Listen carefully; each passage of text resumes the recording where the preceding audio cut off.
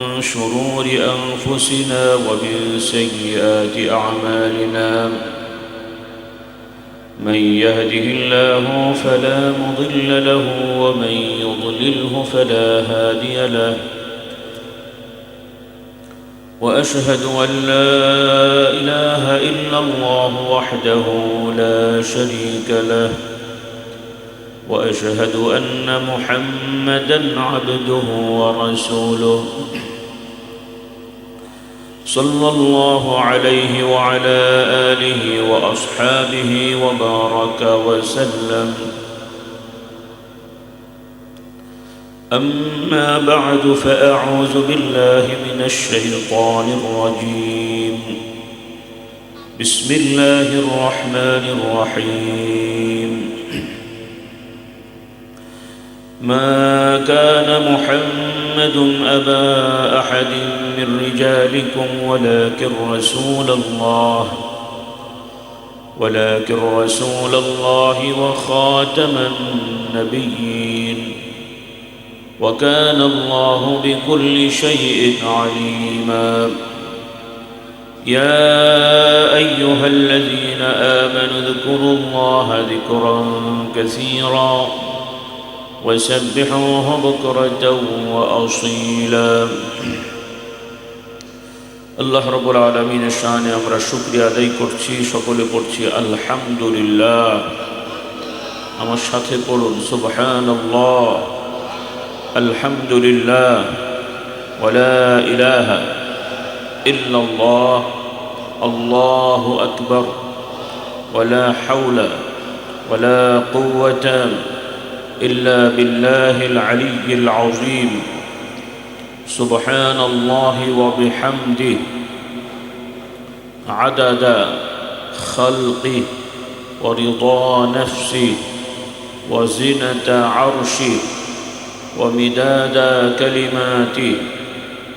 سبحان الله وبحمده عدد خلقه ورضا نفسه وزنة عرشه ومداد كلماته. سبحان الله وبحمده عدد خلقه ورضا نفسه وزنة عرشه ومداد كلماته. لا إله إلا الله وحده لا شريك له، له الملك وله الحمد وهو على كل شيء قدير. اللهم صل على سيدنا ومولانا محمد النبي الأمي وآله وسلم. اللهم صل على محمد وعلى آل محمد كما صليت على إبراهيم وعلى آل إبراهيم إنك حميد مجيد.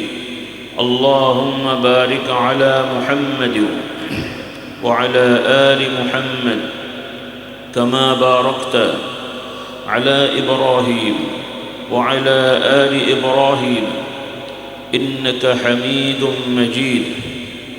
একটু মুহাব্বতের সমস্বরে পড়ুন আল্লাহুম্মা সাল্লি আলা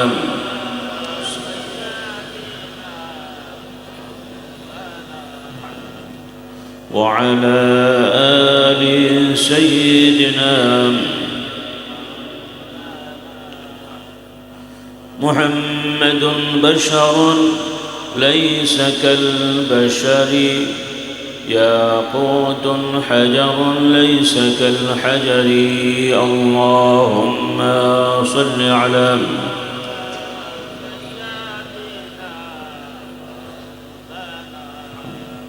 وعلى آل سيدنا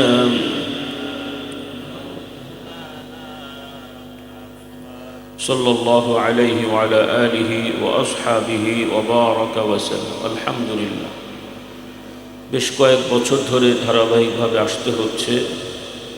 মোহতারাম হুজুর আমাদেরকে ভালোবাসেন, ভক্তি করেন, আমার চাচাজান হুজুর কয়েকবার এসেছিলেন এখানে, বেশ কয়েকবার। আল্লাহ তাআলা আমাকেও নিয়ে এসছেন, বলি আলহামদুলিল্লাহ। তো গতবারও আমি এসেছিলাম, কিছু কথা বলেছিলাম। আজকে যারা আছেন কেউ কেউ ছিলেন আপনারা, তাই না? কারা কারা ছিলেন একটু হাত দেখে তোলেন তো। মাশাআল্লাহ, এই তো আমার বাচ্চারাও ছিল, মাশাআল্লাহ। কি কি বিষয় নিয়ে কথা বলেছিলাম একটু মনে আছে? অন্তত হেডলাইনগুলো যে এই বিষয় নিয়ে কথা বলা হয়েছিল কিছুই মনে নেই। হ্যাঁ, হক, মানুষের হক। আচ্ছা, একজনের একটু মনে আছে, মনে হয়। তো যাই হোক, অল্প সময় কিছু কথা বলবো, যেহেতু প্রতিবারই আসতে হয়, ওলামা একরাম আছেন, আবার রাতও বেশ হয়ে গেছে। বেশি রাতে প্রয়োজনীয় কথা বলার সুযোগ থাকে না, কারণ মানুষের বোঝার অতটা ক্ষমতা থাকে না। আপনারা দেরি করে আসেন, আবার বেশি সময় ওয়াজও শুনতে চান না, কিন্তু মাইক বাজে সারা রাত। কেমন হলো কথাটা? তাহলে ওয়াজ কি ফেরেশতারা শুনবে নাকি? কারা শুনবে? আল্লাহ আমাদেরকে সঠিক বুঝ দান করুন। যাক, আমি সময় নষ্ট করছি না। তো আমার যুবকরা আছো এখানে, ছাত্র ভাইরা আছো, মাশাআল্লাহ। রাস্তাঘাটেও যারা আছো, দোকানপাটে মনে হয় অনেকে ঘুরে বেড়াচ্ছে। একটু সবাইকে আহ্বান করছি, আমার যুবকেরা, ছাত্র ভাইরা মাহফিল এসে বসো, এবং মা বোন যারা বাড়িঘর থেকে এসেছেন ওয়াজ শুনতে, রাস্তাঘাটে ঘোরাফেরা না করে নির্ধারিত প্যান্ডেলে বসবে। আর যারা মাইকের আওয়াজ বাড়িঘর থেকে পাচ্ছেন, আপনাদের বের হওয়ার দরকার নেই, আপনারা সেখান থেকেই ওয়াজ নসিহত শুনবেন। গল্প গুজব করে, আড্ডা দিয়ে সময় নষ্ট করবেন না। কারণ এই ধরনের ওয়াজ মাহফিলের বর্তমান একটা বড় সমস্যা হলো, মেয়ে মহলের একটা বড় অংশ ওয়াজ শোনে না। তারা বাড়িতে এসে, আত্মীয় স্বজনের বাড়িতে এসে তারা গল্প করে, আড্ডা দেয়। কি ভুল বললাম?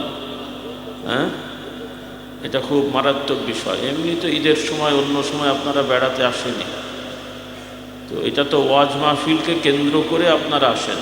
তো সেই সময় যদি ওয়াজই না শোনা হয়, তাহলে কেন আসলেন? কেউ যদি মসজিদেতে নামাজ বাদ দিয়ে চুপচাপ বসে থাকে, কেমন হবে? বুঝলেন?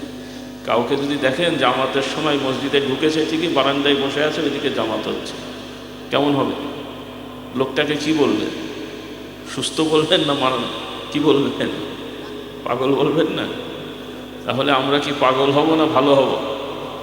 হ্যাঁ, আল্লাহ আমাদেরকে ভালো হওয়ার তৌফিক দান করুন। আর এই যে আজকের যে আয়োজন, এই আয়োজনের যে অনুষ্ঠানটা, এটার নাম কি জানেন? যুবকরা বলো তো বাবা, এই অনুষ্ঠানটার নাম কি? এই যে আয়োজন করা হয়েছে, হ্যাঁ,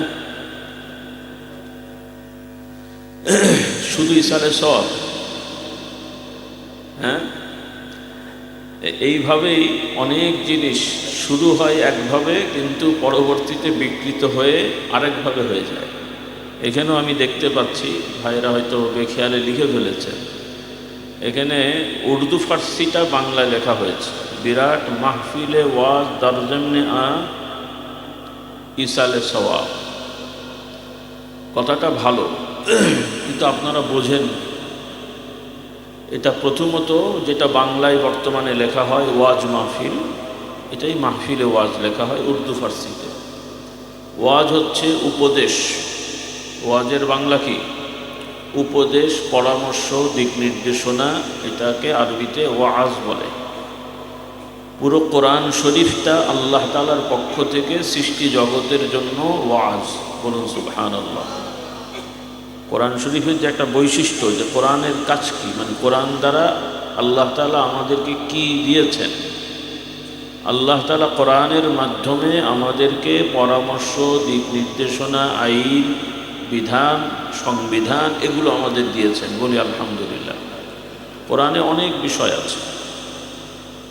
তো এই ওয়াজ হলো কোরআন হাদিসের কথা মানুষদেরকে শোনানো। ইসলামের পরিভাষায় এটাকে ওয়াজ বলা হয়।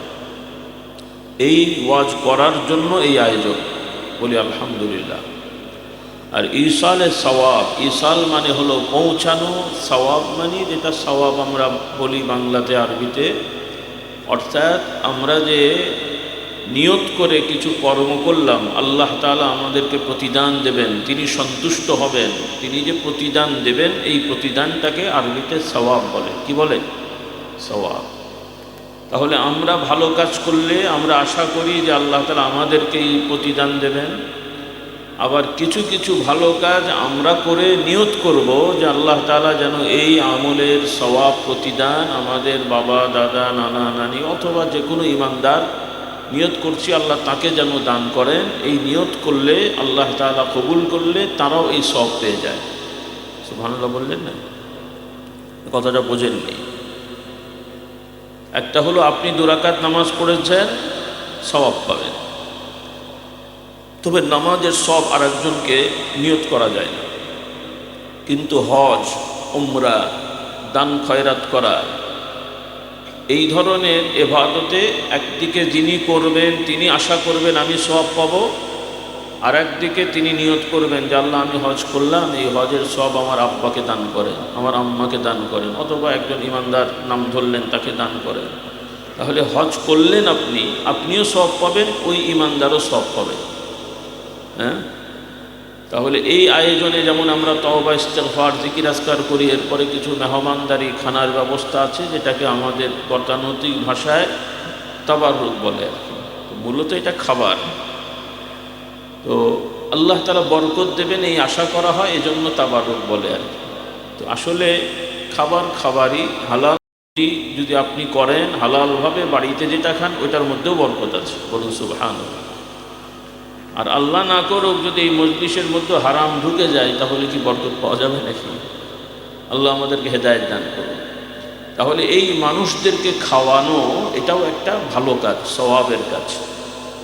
মানুষদেরকে খাওয়ানো, মেহমানদারি করা, এটা খুব বড় একটি ইবাদত। এই জন্য দেখেন আমরা কোরবানিতে এমনিও আমরা গরু ছাগল জবাই করে খাই, আবার কোরবানির সময়ও জবাই করি বিশেষ নিয়তে যে আল্লাহ তাআলা এটাকে আমাদের সওয়াব দেবেন। আর এই কোরবানিটা আমরা নিজেরাও খাই, আত্মীয় স্বজন, মেহমান, আশপাশের পাড়া প্রতিবেশী এদেরকেও দিই। উদ্দেশ্য হবে যেন আল্লাহ তাআলা আমাদেরকে সওয়াব দান করেন। বলুন সুবহানাল্লাহ। খাওয়া তো আর বন্ধ নেই। এমনি সময়ও গরু আমরা খাই, কোরবানির গরু তার ফেরেশতারা খায় না, সেটাও কারা খায়? আমরাই খাই। তফাৎ কি? এমনি সময়ও আল্লাহর নামে জবাই করতে হবে, সেটাও কিন্তু আল্লাহ বাদে অন্য কারো নামে জবাই করা যাবে না। কোনো মাজার, দরগা এই সমস্ত জায়গায়ও মানত নিয়ত করা যাবে না। যদিও কিছু কিছু মানুষেরা গরু ছাগল ইত্যাদি বিভিন্ন মাজারে দরগায় মানত নিয়ত করে নিয়ে যায়। আপনাদের এলাকা থেকে যায় না মনে হয়। হ্যাঁ, আল্লাহ এদেরকে হেদায়েত দান করুন। মাজারের গরু ছাগল মানত করা, দান খয়রাত করা, মাজারে দান বাক্স বসানো, এগুলো দরকার কি ভাই? যিনি কবরবাসী, যত করে আল্লাহওয়ালা হন, একজন হুজুর আলেম, তাকে আপনি হাদিয়া দিলেন, তিনি খাবেন, ব্যবহার করবেন, ভালো জিনিস। কিন্তু যিনি কবরের ভেতরে আছেন উনি কি টাকা নেন, না গরু খান, না খাসি খান? তো সেখানে মানত করার মানেটা কি হলো? আল্লাহ তাআলা আমাদেরকে হেদায়েত দান করুন। আল্লাহ তাআলা আমাদের কবুল করুন। দান করার দুটো দিক আছে, আমার ভাই বোনেরা শিখে নেন। আল্লাহওয়ালাদের কবর জিয়ারত করা ভালো কাজ। যে কোনো ইমানদারেরই কবর, কাফের মুশরিকের তো আর জিয়ারত করার কিছু নেই। তারপরও কাফের মুশরিক আত্মীয় স্বজন থাকলে, বাবা মা থাকলে, আত্মীয় স্বজন, আলহামদুলিল্লাহ আপনাদের তো নাই, আপনারা বংশীয়ভাবে মুসলমান, বলি আলহামদুলিল্লাহ, এটা বড় নিয়ামত। কিন্তু এই নিয়ামতটাকে ধরে রাখতে হবে। আর অনেক পরিবার আগে ছিল বা এখনও নতুন মুসলমান হয়েছে, বাবা দাদা এরা খ্রিস্টান অথবা ইহুদি অথবা অন্য ধর্মের, কবর আছে। অনেক সময় তারা কবরের পাশে যে দাঁড়ায় একটা অনুভূতির জন্যে, সেটা বৈধ। কিন্তু এর দ্বারা তাদের জাহান্নামের আগুন বা কবরের আযাব ক্ষমা হবে না। কিন্তু ইমানদারের কবরের পাশে দাঁড়িয়ে সালাম দিলে, তার জন্য দোয়া করলে, আল্লাহ তাআলা দয়া করলে, এই দোয়া কবুল হলে, তার যদি কবরে আযাব হয়ে থাকে তাহলে আল্লাহ তাআলা ক্ষমা করে দিতে পারেন।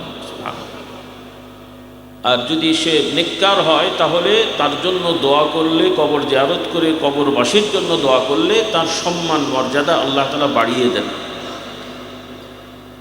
এবং তাদের নিয়ত করে, এই যে আমাদের ভাইয়েরা যে কষ্ট করে করেন, অনেকে মনে করে যে এত কষ্ট করে খানা করার কি দরকার, বা এইভাবে আয়োজন করার দরকার কি, আমরা তো দুনিয়ায় বেঁচে আছি এই জন্য বুঝছি না।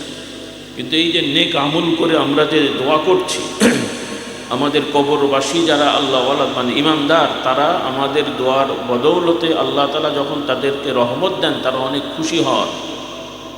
আমরাও কি চাইব না যে আমরা কবরে গেলে কিছু সওয়াব আমাদেরকে দিক? হ্যাঁ, নাকি চিন্তা করছেন আমি অনেক করে ফেলেছি আর দরকার নেই? কি মনে হয় আপনাদের? হ্যাঁ, আপনারা এরকম আছেন যে আপনারা অনেক ইবাদত করেছেন আর নতুন করে কারো থেকে সওয়াব পাওয়ার দরকার নাই? আমার কথা কি বুঝতে পারছেন না? কি দরকার আছে না নাই? আল্লাহ তাআলা আমাদেরকে, আমরা যেমন ভালো কাজ করে দোয়া করতে পারছি, আল্লাহ তাআলা যেন আমাদেরকেও দোয়া পাওয়ার ব্যবস্থা করে দেন। কারণ আমাদের সন্তানদেরকে যদি আমরা সঠিকভাবে মানুষ না করি, তাদেরকে যদি দিন না শেখাই, তারা কি আমাদের জন্য দোয়া করবে? হ্যাঁ, আল্লাহ মাফ করুন, অনেক ভালো মানুষের পরিবারের সন্তান বংশধর আমাদের কাছে তথ্য আছে যে এরা এখন নাস্তিক হয়ে গেছে। দোয়া তো দূরের কথা, ও আল্লাহকেই স্বীকার করেন, নাউযুবিল্লাহ। এরকম আছে পৃথিবী। কাজেই আল্লাহ তাআলা দয়া করেন আমাদের পরিবারে, বংশে, ভবিষ্যতে যেন এই ধরনের কোনো মানুষ হেদায়েত থেকে ছুটে না যায়। বলুন আল্লাহুম্মা আমিন। তো কয়েকটি মাসালা একটু মনে রাখবেন কথাগুলো, যদি আবার আল্লাহ তাআলা নিয়ে আসেন আগামীবার আমাকে একটু মনে করিয়ে দেবেন। করা যাবে তো ইনশাল্লাহ? কারণ ওয়াজ শিখতে হয়, কিন্তু আপনাদের এখন রেওয়াজ হয়ে গেছে ওয়াজ মাহফিলে আপনারা শেখেন না। মুখরোচক কথা সুরসার দিয়ে হুজুররা বলে, কি বলে মাথা মুন্ডু না বুঝলেও বসে থাকে, সুর শুনতে ভালো লাগে। তো এরকম কিয়ামত পর্যন্ত শুনে তো লাভ নেই। ওয়াজ থেকে শিখতে হবে। এই এক বছরের ওয়াজে আজকে ফজরের সময় চিন্তা করবেন, এই 10 জন 4 জন মানে 5 জন 7 জন 8 জন যে হুজুর ওয়াজ করলেন 8 ঘন্টা ধরে, এর সামারি চিন্তা করেন যে আমি আজকে এই জিনিস শিখলাম, এবং ওইটা মানবেন। এইভাবে চলতে থাকলে আমাদের পরিবর্তন হবে ইনশাআল্লাহ। আর যদি ওই গোলেমালে চলে যায়, খাওয়ার সময় খেয়ে চলে যান, তাহলে এই খাওয়াটাই হবে, কিন্তু অন্যান্য আর কোনো পরিবর্তন হবে না। আল্লাহ তাআলা আমাদেরকে বুঝদান করুন। বলুন আল্লাহুম্মা আমিন। তো দান করার বিষয়টা 2 রকম। দান করা খুব ভালো কাজ, খুব বড় সওয়াবের কাজ।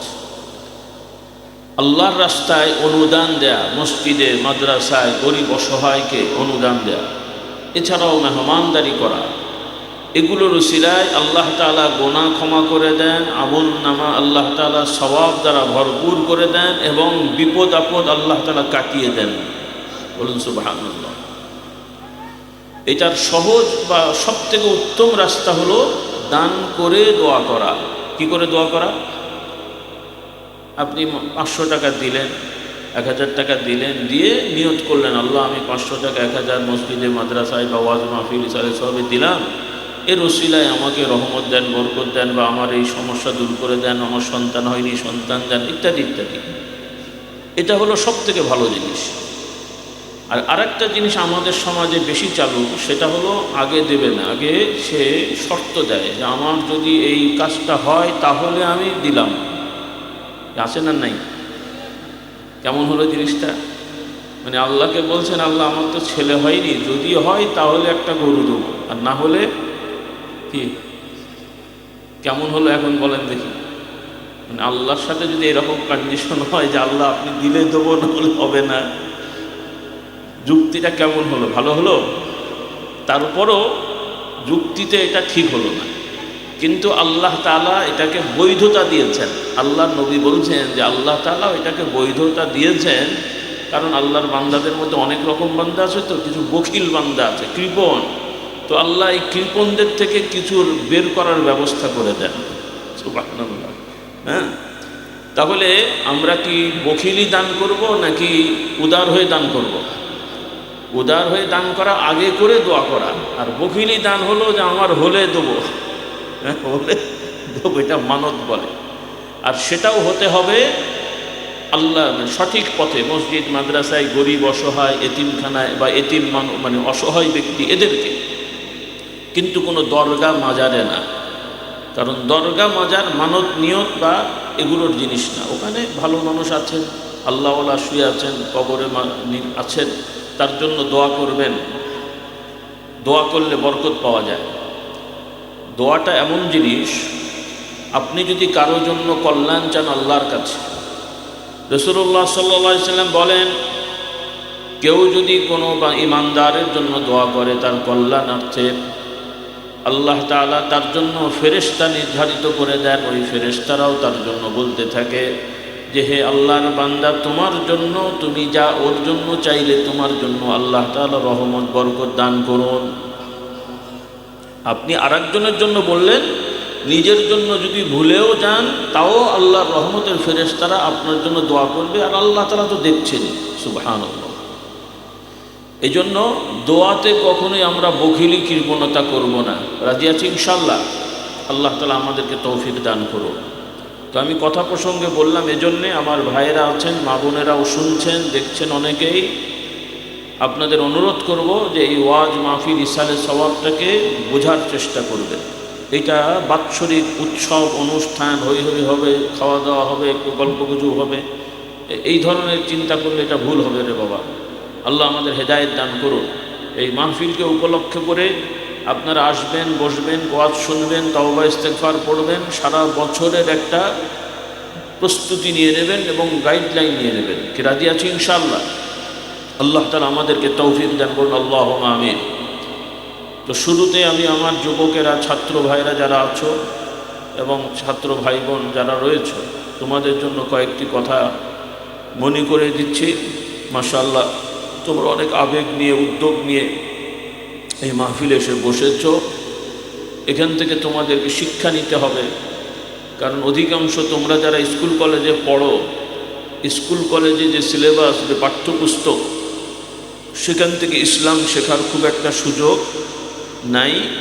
বরং ইসলাম যাও একটু অন্যান্যভাবে শেখা হয়, সেগুলো বরবাদ হওয়ার রাস্তা আছে ওখানে। হ্যাঁ, ভুল বললাম আমি? এই সমস্যাটা আমাদের আছে। এই জন্য যারা অভিভাবক, বাবা মা, আপনাদের প্রতি আহ্বান থাকবে, আপনাদের সন্তানদেরকে আলাদাভাবে উদ্যোগ নিয়ে, গুরুত্ব দিয়ে তাদেরকে কোরআন শরীফ সহি শুদ্ধ করে শেখাবেন। ছেলে হোক মেয়ে হোক সবাইকেই সহি শুদ্ধ করে শেখাবেন। শুধু এমন নয় যে শুধু ছেলেরা শিখবে। ইসলামের বিধানে পুরুষ নারী সবার জন্যই মৌলিক জ্ঞান অর্জন করা এটা ফরজ কাজ। তার মানে আপনার সুযোগ আছে, আপনি মৌলিক জ্ঞান শিখলেন না, ইমান শিখলেন না, সহি করে কোরআন শিখলেন না, সহি করে নামাজ শিখলেন না, সুযোগ থাকা সত্ত্বেও যে পুরুষেরা, যে নারীরা ইমান আমল শিখল না, কিয়ামতের ময়দানে তারা আল্লাহর দরবারে অপরাধী এবং শাস্তি পাবে। বলুন নাউজুবিল্লাহ। যেমন নামাজ না পড়লে অপরাধ হয়, রোজা না রাখলে অপরাধ হয়, হজ না করলে অপরাধ হয়, যার উপরে ফরজ হয়েছে, অপরাধটা মানে কি, তাকে শাস্তি দেওয়া হবে। নাউজুবিল্লাহ। আমরা কেউ শাস্তি পেতে চাই? দুনিয়ার স্বাভাবিকভাবে আপনারা বড় অন্যায় করেন না, অনেকেই আল্লাহর ভয় করেন না, আর অনেকেই আইনের ভয় করেন না। এটা করলে ধরা পড়লে পুলিশ জেলখানায় নিয়ে যাবে, মামলা হবে, ইত্যাদি ইত্যাদি ভয় আছে না নাই? তো দুনিয়ার যত কষ্টের জেলখানায় হোক, জাহান্নামে এক মুহূর্ত থাকার মতন হতে পারে না। আল্লাহ তাআলা যেমন নিয়ামতও দিয়েছেন, আবার আল্লাহ তাআলা আমাদেরকে সাবধান করেছেন যে আল্লাহ তাআলার নাফরমানি করলে পরকালে জাহান্নাম সৃষ্টি করা আছে, যেখানে আল্লাহ তাআলা নাফরমান, কাফের, মুশরিক এবং মুসলিম যারা কবিরা গুনাহ, বড় বড় অন্যায় করে অভ্যস্ত, এদেরকে ওই জাহান্নামের আগুনে আল্লাহ তাআলা পুড়াবেন। বলুন নাউজুবিল্লাহ। এই বিশ্বাস আছে তো আমাদের? খুব ভালো করে খেয়াল করেন, কারণ আমাদের সমাজের কিছু কিছু মুসলমান ভাইরা তারা আবেগে চলে, ইজি গোয়িং। তারা বলতে চায় আল্লাহ তো ক্ষমাশীল, দয়াল, আল্লাহর করুণা আছে, দয়া আছে, আল্লাহ কি আর শাস্তি দেবে? বলেন নাউজুবিল্লাহ। খুব ভয়ঙ্কর বিষয়। নিঃসন্দেহে আল্লাহ তাআলার দয়া অসীম, আল্লাহ তাআলার করুণা দয়ার কোনো সীমা নেই, এটা যেমন সত্য বিশ্বাস করতেই হবে, সাথে সাথে আল্লাহ তাআলা ন্যায় বিচার প্রতিষ্ঠার জন্য তিনি যে বিচার করবেন এবং বিচার করে ফয়সালা দিয়ে এই বান্দাদেরকে জাহান্নাম দেবেন, এটাও সত্য। জাহান্নাম দেবেন, এটাও কি সত্য। আর সেই জাহান্নামটা কি বিষয়? কোরআনুল কারীম আল্লাহ তাআলা বলেন, ওয়াকুদুহান নাসু ওয়াল হিজারা। জাহান্নামটা এমন বিষয় যে সেখানে আল্লাহ তাআলা মানুষ এবং পাথর দিয়ে আগুনগুলোকে জ্বালাবেন, তথা জাহান্নামের আগুনের জ্বালানি হবে মানুষ, জাহান্নামের আগুনের জ্বালানি হবে পাথর, পাথর আর মানুষ দিয়ে ওই আগুনটা জ্বলবে। বিশেষ করে যারা কুফরি শিরকি করে কবরবাসী হবে তাদের এই আযাব শাস্তিটা চিরস্থায়ী হয়ে যাবে, নাউযুবিল্লাহ। আর মুমিন মুসলমান হওয়ার পরেও আল্লাহ তাআলার যে বিধানগুলো, মৌলিক বিধান, নামাজ, রোজা, হজ, যাকাত, বাবার হক আদায় করা, সন্তানের হক আদায় করা, স্ত্রীর হক আদায় করা, পাড়া প্রতিবেশীর হক আদায় করা, ভাই বোনের হক আদায় করা, এই যে অধিকারগুলো রয়েছে, এই অধিকারগুলো, ফরজ অধিকারগুলো যদি কেউ পালন না করে, অবহেলা করে, এগুলোর জন্য কিয়ামতের ময়দানে তাকে শাস্তি পেতে হবে। বলুন নাউযুবিল্লাহ। এই জন্য ফরজ বিষয় মানে হলো যেই বিষয়ের জন্য দুনিয়াতেও কোনো বিষয়ের শাস্তি আছে, আবার কোনো বিষয়ে দুনিয়ায় শাস্তি না থাকলেও আখিরাতে শাস্তির কথা বলা হয়েছে। আল্লাহ তাআলা আমাদেরকে হেফাজত করুন, বলুন আল্লাহুম্মা আমিন। এই জন্য আমার ভাই বোনেরা, আল্লাহ তাআলা দয়া করেছেন, এখন সুযোগ আছে, সুবিধা আছে, পর্যাপ্ত মোটামুটি আলেম ওলামা এখন মাদ্রাসা থেকে পড়ে বের হচ্ছে, যদিও ত্রুটি বিচ্যুতি আছে, তারপরও খুঁজলে চাইলে পাওয়া যায়। মেয়েদের মধ্যেও মাশাআল্লাহ কোরআন পড়তে জানে, শেখাতে পারবে, ঈমান আকীদা শেখাতে পারবে, এরকম মহিলাও আশা করি পাওয়া যায় না, যায় না আপনাদের দেশে? হ্যাঁ, পুরুষের মধ্যে তো আছেই। এরপরেও যদি আপনাদের সন্তানদেরকে ঈমান না শেখান, সহি করে কোরআন না শেখান, আল্লাহ তাআলা দরবারে দায়ী হয়ে যেতে হবে। আল্লাহ তাআলা আমাদেরকে হেদায়েত দান করুন। ঈমান আমল শেখার জন্য দায়রা পাস, টাইটেল পাস, অত পাস করা জরুরি না। আপনাদের সন্তান সবাই মৌলানা হুজুর হয়ে যাবে, এটা ইসলামের কোনো মৌলিক বিধান না। এই ডিগ্রিগুলো পরে হয়েছে, কিন্তু মূল ঈমান আকীদাটা শেখা খুব সহজ বিষয়। ইসলাম খুব কঠিন কিছু না রে ভাই। ইসলামের সব বিধানই আমাদের স্বভাবজাত বিধান, মানে মানুষের স্বাভাবিক যে প্রক্রিয়া, চলাচল, এগুলোর সাথে আল্লাহর আইন সামঞ্জস্যশীল। কারণ আমাদেরকে বানিয়েছেন আল্লাহ, আইনও দিয়েছেন আল্লাহ, বলুন সুবহানাল্লাহ। কিন্তু এখানে সাংঘর্ষিক নেই যে মানুষের পক্ষে সম্ভব না কিন্তু আল্লাহ বলছেন করতে হবে, এমন আইন আছে? দেখাতে পারবেন কেউ? আচ্ছা, 1 বছর সময় দিলাম, এই 1 বছর ধরে গবেষণা করে আমার যুবকরা আগামী বছর আমাকে একটা লিস্ট দিও যে আল্লাহর এই আইনগুলো মানুষের পক্ষে সম্ভব না, তারপরও আল্লাহ দিয়েছেন। পাবেন? এরকম আছে, একটা আইনও আছে, কিন্তু অন্য ধর্মে আছে। দেখি কেউ বলতে পারেন কিনা। ধর্মের নাম বলার দরকার নেই, 2-1টা রেওয়াজ বলেন তো যে ওই ধর্মের রেওয়াজ। হ্যাঁ হ্যাঁ, এই যে এক ভাই বলেছেন সতীদাহ প্রথা, এর মানে জানেন? তার মানে কোনো এক ধর্মে তাদের রেওয়াজ হলো স্বামী যদি মরে যায় তার স্ত্রীকেও, জীবিত স্ত্রীকেও স্বামীর সাথে মেরে ফেলা হয়। বলেন নাউযুবিল্লাহ। আর ওই মহিলাদেরকে শেখানো হয় তোমার স্বামী মরে স্বর্গে চলে গেছে, তো তুমি আর দুনিয়ায় থেকে কি করবে, তুমি ওর সাথে মরে স্বর্গে চলে যাও। বলেন নাউযুবিল্লাহ। তো এই রকম মহিলাদেরকে উল্টোপাল্টা বুঝিয়ে তাদেরকে মেরে ফেলা হয়েছে। আর অনেক মহিলারা বাধ্য হয়ে এই বাপ বেছে নিয়েছে, কারণ ওদের সমাজে স্বামী মরে গেলে আর ওই মহিলার জীবনে বেঁচে থাকলেও আর বেঁচে থাকার কোনো মানে অধিকারই থাকে না, তাকে নিয়ে যা ইচ্ছে তাই ব্যবহার করা হয়, বাকি আর আমার মুখে বলা যাচ্ছে না। তাহলে এটা ধর্মের নামে, অথচ আমরা বিশ্বাস করি আল্লাহ তাআলা এই লক্ষের উপরে নবী পাঠিয়েছেন, রসুল পাঠিয়েছেন, কোনো নবী রসুলের বিধানেও এরকম কোনো বিধান নাই। কারণ এটা মানুষের স্বভাবের সাথে সাংঘর্ষিক। মূল্য একজন আরেকজনকে মরে যেতে হবে, কথা হলো একটা। পক্ষান্তর ইসলামের বিধানে স্বামী মরে গেলে স্ত্রী ইদ্যত পালন করে আরেক জায়গায় বিয়ে করতে পারবে, স্ত্রীও মরে গেলে স্বামী ইদ্যত পালন করে আরেক জায়গায় বিয়ে করতে পারবে। শুধু মরা কেন, যদি বনিবনা না হয় স্বামীও স্ত্রীকে তালাক দিতে পারবে, স্ত্রীও স্বামী থেকে তালাক নিতে পারবে। বলুন সুবহানাল্লাহ। কাজে ইসলামেই পুরুষ নারী প্রত্যেকের প্রয়োজনীয় অধিকার আল্লাহ তাআলা পর্যাপ্ত দিয়েছেন। বলুন সুবহানাল্লাহ। যেটা পৃথিবীতে আর অন্য কোনো ধর্মের মধ্যে সঠিকভাবে নেই। আধুনিকতার নামেও যেই নারী পুরুষ সমান করার চিন্তা করা হয়েছে, এটা করলে নারীদের উপকার হবে না, বরং কি হবে, কি হবে বলেন, ক্ষতি হবে। কারণ সমান মানে কি, ইসলামের আইনে পুরুষ বিয়ে করে, মোহরানা দেয় এবং স্ত্রীর ভরণ পোষণের দায়িত্ব নেয়, নিয়ে তার সাথে সংসার করে। এটাই তো ইসলামের আইন নাকি? আচ্ছা, সমান যদি হয় তাহলে পুরুষ আর নারী সমান, স্বামী স্ত্রী সমান। এখন বলেন তো কে কাকে খাওয়াবে, কে কাকে খাওয়াবে? দুজনই তো সমান। তাহলে স্বামীও স্ত্রীকে খাওয়াতে বাধ্য না, স্ত্রীও স্বামীকে খাওয়াতে বাধ্য না। তাহলে কে কার দায়িত্ব নেবে? হ্যাঁ, কি আইন করবেন আপনারা? হাস্যকর জিনিস হবে, এরপরে মারামারি খুনাখুনি হবে। তার মানে পুরো সমাজটা ধ্বংস হবে। আল্লাহ তাআলা আমাদেরকে হেদায়েত দান করুন। অথচ এই নারী পুরুষ সমান করার আইনে, সমান করার কথায় গুলিতে আপনাদের ছেলেমেয়েরা এখন অভ্যস্ত হয়ে গেছে। আপনারাও অনেকেই মাইন্ডের। আল্লাহ আমাদেরকে হেদায়েত দান করুন।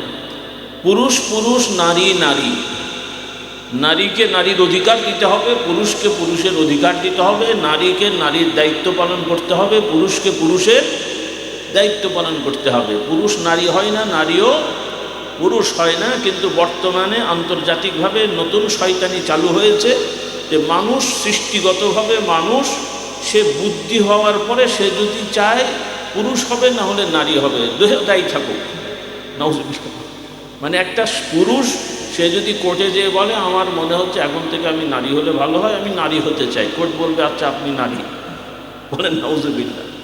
আবার পুরুষ নারী বলবে আমি পুরুষ, দেহ ঠিক আছে, তা সেও নাকি হবে। এটাকে কি বলে মনে আছে আপনাদের? যুবকরা বলো দেখি। না না, হ্যাঁ, এই আধুনিক যুবকরা বলো দেখি কি এটা? ঘুম পেয়ে গেছে না? ট্রান্সজেন্ডার নাম শুনেননি? ট্রান্সজেন্ডার, পরিবর্তিত লিঙ্গ বাংলায় বলে, ইংরেজিতে বলে ট্রান্সজেন্ডার। ট্রান্সজেন্ডার কিন্তু হিজড়া না। হিজড়া ইসলামের আইনে হিজড়াদেরও বিধান হলো শারীরিকভাবে তার প্রতিবন্ধকতা থাকলেও আইন অনুযায়ী সে হয় নারী অথবা পুরুষ। প্রচলিত নিয়মে এটাকে করা হয়েছে তৃতীয় লিঙ্গ। এটাও একটা ভুল কাজ। অন্য ধর্মের লোকেরা যা পারে করুক, কিন্তু মুসলমান হয়ে আমাদের সন্তানদের পুরুষ নারীর বাইরে তৃতীয় লিঙ্গ হওয়ার কোনো সুযোগ নেই। কথাটা খুব ভালো করে বুঝো আমার যুবকেরা। কারণ এই বাংলাদেশেও আপনারা মুসলমান, 90% মানুষ মুসলমান, এ দেশেও এই আইনগুলো করার পায়তারা চলছে। কিন্তু এগুলো মেনে নেওয়া যাবে না। কারণ এগুলো অনেকে হয়তো মনে করবেন এগুলো হুজুর বলছে কেন, এগুলোর সাথে হুজুরের পীর সাহেবের কি সম্পর্ক, নাকি বলেন? এগুলো ঈমানের সাথে সম্পর্ক। কারণ আল্লাহর আইন, আল্লাহ তাআলা সৃষ্টি করেছেন মানুষকে দুই জেন্ডার করে। ওয়া খালাকনাকুম আজওয়াজা, আল্লাহ তাআলা বলছে ইন্না খালাকনাকুম মিন যাকারিন ওয়া উনসা, মানুষ হচ্ছে হয় পুরুষ না হলে নারী। তৃতীয় লিঙ্গ হওয়ার কোনো সুযোগ মানুষের নেই। আল্লাহ যাকে পুরুষ করেছেন তাকে পুরুষই থাকতে হবে, যাকে নারী করেছেন নারীই থাকতে হবে। ব্যক্তি স্বাধীনতার নামে পুরুষ নারী হয়ে যাবে বা নারী পুরুষ হয়ে যাবে, এটা একান্ত শয়তানি ছাড়া অন্য কিছু নয়। কিন্তু এই শয়তানিটাই আমাদের সন্তানদের মাথার মধ্যে কলেজ লেভেলে ঢোকানোর চিন্তা করা হচ্ছে, স্কুল থেকেই ফাউন্ডেশন দেওয়া হচ্ছে। এগুলো কিন্তু আপনাদের মেনে নেওয়া যাবে না। কি রাজি আছেন? আজকের এই মাহফিলে আশা করি কিছু কিছু শিক্ষকরা আছেন, মা বোনদের মধ্যে কিছু শিক্ষিকারা আছেন, বা শিক্ষা বিষয়ে কাজ করেন এরকম লোক ভাই বোনের কেউ না কেউ আছেন। আপনাদের এটা মাথায় রাখতে হবে। আপনারা আমাদেরকে ভক্তি করেন, ভালোবাসেন, ওয়াজ মাহফিলে আসেন, হুজুর আসবে, দোয়া নেবো, পানি পড়া নেবো, এগুলো খারাপ জিনিস না। আপনাদের প্রতি ভক্তি রাখেন, ভালো কথা। কিন্তু আপনার নিজের ঈমান আমল যদি ঠিক না হয়, তা হুজুরের পানি পড়া দিয়ে কিন্তু কবরের আযাব মাফ হবে না। হুজুরের পানি ফু মাথায় নিলে কিন্তু কবরের আযাব মাফ হবে না। আপনারা কেন, অনেক হিন্দু লোকেরাও অমুসলিমরাও আমাদের কাছে এসে পানি পড়া নেয়, মাথায় ফু নেয়, আমরাও দিয়ে দিই। কিন্তু আমরা বলতে পারবো যে আমরা যে হুজুররা ফু দিয়ে দিলে ও জান্নাতে চলে যাবে? তারা আমাদেরকে ভক্তি করে আসে, তাদের ধর্মের রেওয়াজ হলো ভক্তিতে মুক্তি। আর তাদের ধর্মের, সনাতন ধর্মের রেওয়াজ হলো সকল ধর্মের মহামানবরাই তাদের দেবতা। নাউজুবিল্লাহ। তো ওই অনুযায়ী আমাদেরকে তারা কিছুটা দেবতা দেবতা ভাবে আর কি, নাউজুবিল্লাহ পড়ে। এতে আমরা খুশি না, মানে তাদের ভুল ধারণা আমাদের প্রতি। কোনো বাবা পীর মাশায়েখ তাদের কোনো শক্তি ক্ষমতা না, ক্ষমতা কার? আমরা গুনাহগার আল্লাহর দরবারে দোয়া করতে পারি, আল্লাহ তাআলা দয়া করে কবুল করেন, কবুল করতে পারেন, আলহামদুলিল্লাহ, সেটা আল্লাহর ইচ্ছা, আমাদের কোনো কৃতিত্ব নাই। বলি আলহামদুলিল্লাহ। এই বুঝটা আপনাদের থাকতে হবে। কারণ কিছু লোকেরা পীর ভক্তির নামে অতিভক্তি করে। আর কথাই বলে বাংলায় আছে অতিভক্তি। ভক্তি ভালো, কিন্তু অতিভক্তি, ভক্তি করবেন ঠিক আছে, কিন্তু অতিভক্তি ভালো জিনিস না, মাপকাঠি থাকতে হবে। এই যে অন্যান্য ধর্মের যে সমস্যা, তাদের সমস্যাগুলো কি? যে তারা নবী রসুলকে বেশি ভক্তি করতে যে আল্লাহর সাথে শরীক বানিয়েছে। বলুন নাউজুবিল্লাহ। কোরআনুল কারীম আল্লাহ তাআলা এদের ঘটনা জানিয়েছেন। আল্লাহ তাআলা বলছেন, ওয়াকালাতিল ইয়াহুদু উযাইর ইবনুল্লাহ ওয়াকালাতিন নাসারা ঈসা ইবনুল্লাহ। আল্লাহ তাআলা বলছেন, ইহুদিরা বলে উযাইর আল্লাহ তাআলার সন্তান, খ্রিস্টানরা বলে ঈসা আলাইহিস সালাম আল্লাহ তাআলার সন্তান। নাউজুবিল্লাহ। হাদিস শরীফে এসেছে যে মক্কার মুশরিকেরা দাবি করত যে ফেরেশতারা আল্লাহ তাআলার মেয়ে। তাহলে ফেরেশতাদেরকে ভক্তি করে সম্মান দেখাতে যে, নবীগণকে ভক্তি করে সম্মান দেখাতে যে, এই লোকেরা এনাদেরকে আল্লাহ তাআলার বংশধর বানিয়ে ফেলেছে। বলুন নাউজুবিল্লাহ। আল্লাহ তাআলা আমাদেরকে এই বিষয়টা হেফাজত করুন। আমরা আলেম ওলামা পীর মাশায়েখকে ভালোবাসবো, কিন্তু তারা আমাদের অন্তর্যামী, অন্তর দেখেন, মুক্তি দেন, আমাদেরকে মানে মন্দ ঠেকাতে পারেন, ভালো করে দিতে পারেন, এই ক্ষমতা তাদের আছে এমন বিশ্বাস করা যাবে না। হ্যাঁ, তারা দোয়া করতে পারেন, আল্লাহ কবুল করবেন, ভাষাটাও ঠিক করে ফেলেন। অনেক সময় হয়তো আপনাদের আকীদা ভালো, কিন্তু ভাষাগত ভুল করে ফেলেন, এটাও তো খারাপ জিনিস। ঈমান এবং ভাষা দুইটাই ঠিক থাকতে হবে। ভুলবশত বলেছেন, আল্লাহ ক্ষমা করে দেবেন, কিন্তু বুঝে শুনে ভাষা ব্যবহার করা এটা খুবই অন্যায়। এর দ্বারা অন্য মানুষেরা ভুল বোঝে। এই যে কিছু লোকেরা আছে পীর সাহেবদের পছন্দ করে না, আমাদেরকে পছন্দ করে না, তার একটা বড় কারণ হলো এই আপনাদের সাধারণ মানুষের কিছু অতিভক্তিমূলক কথাবার্তা তারা শুনে মনে করে যে আমরা মনে হয় এগুলো শেখাই। হ্যাঁ, কিছু কিছু ভণ্ড পীররা আছে, ওরা শেখায়, এটা ঠিক আছে। তো ভণ্ড পীর তো আর পীর না। জাল টাকা কি নয়, জাল টাকা, জাল দলিল, যদিও বলা হয় জাল দলিল, কিন্তু জাল দলিল দলিল না, জাল টাকা টাকা না, ভণ্ড পীর পীর নয়। কিন্তু ভণ্ডরা এগুলো শেখায়। কিন্তু আলহামদুলিল্লাহ এখানে তো অধিকাংশ ইয়াং গ্রুপ, বয়স্ক খুব একটা 2-4 জন আছেন হয়তো, বা যারা আমার দাদা হুজুরকে অথবা বেড়ার মরহুম হুজুরকে তারা দেখেছেন, তাদের কথাবার্তায় এই ধরনের ভণ্ডরা যা বলে এরকম কোনো কথা তাদের মধ্যে ছিল? তাদের মধ্যে এরকম কোনো কর্ম ছিল? তারা নিয়মিত জামাতে নামাজ পড়েছেন, ফজর বাদ ওজিফা করেছেন, মাগরিব বাদ ওজিফা করেছেন, শেষ রাতে উঠে তাহাজ্জুদ পড়েছেন। হারাম কাজ তো দূরের কথা, সামান্য সন্দেহ হয় এই ধরনের কাজও করতেন না, এই ধরনের জিনিসও খেতেন না। বলুন সুবহানাল্লাহ। এই কথাগুলো বানিয়ে বলছি আমি, কিন্তু এখন আমাদের সমাজে গোলমাল করে ঘুরিয়ে ঘাড়িয়ে সবই তো চলে। হ্যাঁ, আল্লাহ তাআলা আমাদের হেদায়েত দিন। বলুন আল্লাহুম্মা আমিন। তো যাই হোক, আপনাদের যে কথা আমি বলছিলাম, যুবকরা একটু শিখে নাও, ইসলামকে তোমরা কঠিন মনে করো না। তোমরা মনে করছো নামাজ পড়া কঠিন, হজ করা, যাকাত দেওয়া কঠিন, এরপরে সুদ ঘুষ বেঁচে চলা কঠিন, সুদ ঘুষ বাঁচলে আমরা চলবো কেমন করে, বড়লোক হওয়া যাবে না। কি মনে হয় আপনাদের? সুদি কারবার না করলে বড়লোক হওয়া যায় না, ঘুষ না খেলে বড়লোক হওয়া যায় না। এই যে ধারণাগুলো আমাদের সমাজে এসছে, এটা আমাদেরকে বাদ দিতে হবে। কারণ আমরা মুমিন মুসলমান, আমাদের খাওয়া দাওয়ায় যেমন আল্লাহর আইন আছে, আমাদের উপার্জনেও আল্লাহর আইন আছে না নাই? এখন গরু খাসির দাম বেড়ে গেছে। আপনাদের দেশে এখন কত গরুর কেজি? 750। খাসি ছাগল আচ্ছা 1100-1200।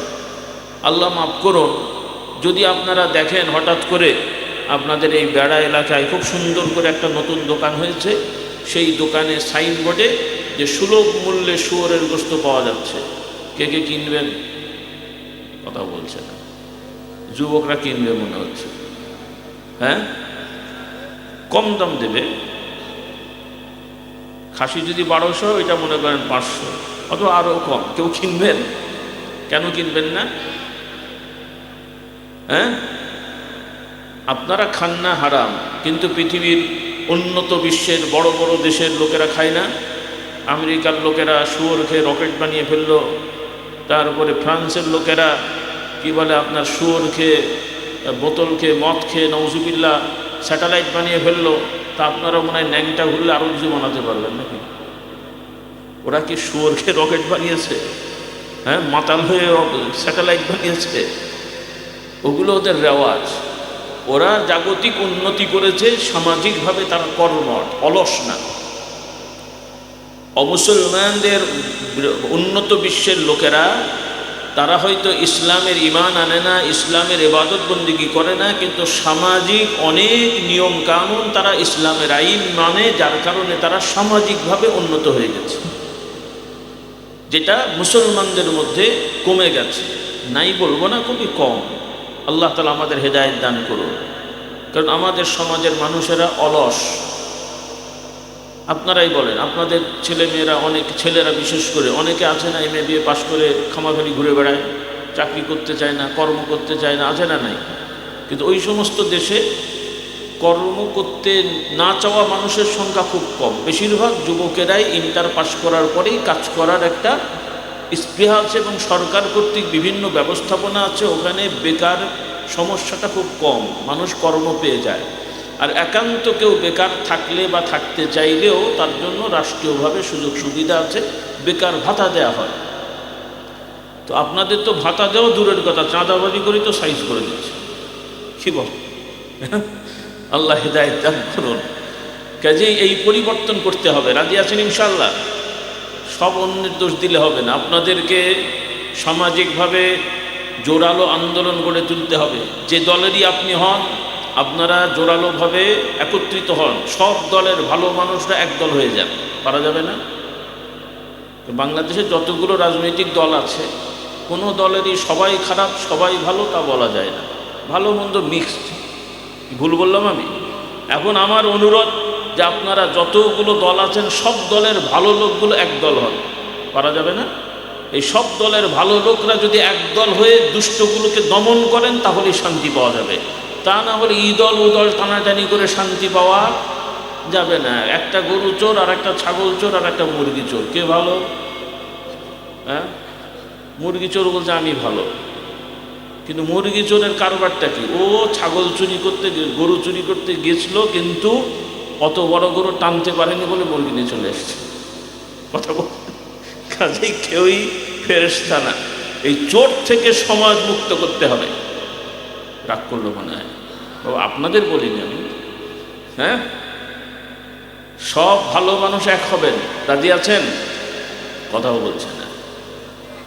একটু উদ্যোগ নেন, সমাজ পরিবর্তন চেষ্টা করেন। হেদায়েতকে দেবেন, হেদায়েত আমাদের হাতে না, হেদায়েত আল্লাহ তাআলা দেবেন, তবে চেষ্টা করতে হয়। রিজিককে দান করেন, তার মানে ঘরে শুয়ে থাকবেন, জমিতে যে চাষ করবেন। জমি চাষ করা লাগবে কিনা, পানি দেওয়া লাগবে কিনা, সার দেওয়া লাগবে কিনা, কিন্তু ফল কে দেবেন? না চিন্তা করছেন আমি পানি দিই, সার দিই, তাহলে আর আল্লাহর প্রতি ভরসা করে লাভ কেমনি হবে? হ্যাঁ, নাস্তিকদের মতন। আমাদেরকে আমাদের কাজ করতে হবে, কিন্তু ফলের আশা করতে হবে আল্লাহর পক্ষ থেকে। রাজি আছি? হ্যাঁ, আমরা অলস হয়ে বসেও থাকবো না, আবার কিছু করে পণ্ডিত হয়ে যাব না যে আমরাই করে ফেলবো। আপনি ঘোড়ার ডিম করবেন। আপনাকে আমাকে চেষ্টা করতে হবে, সমাজের এই অবক্ষয় দূর করতে হবে। রাজি আছি ইনশাআল্লাহ?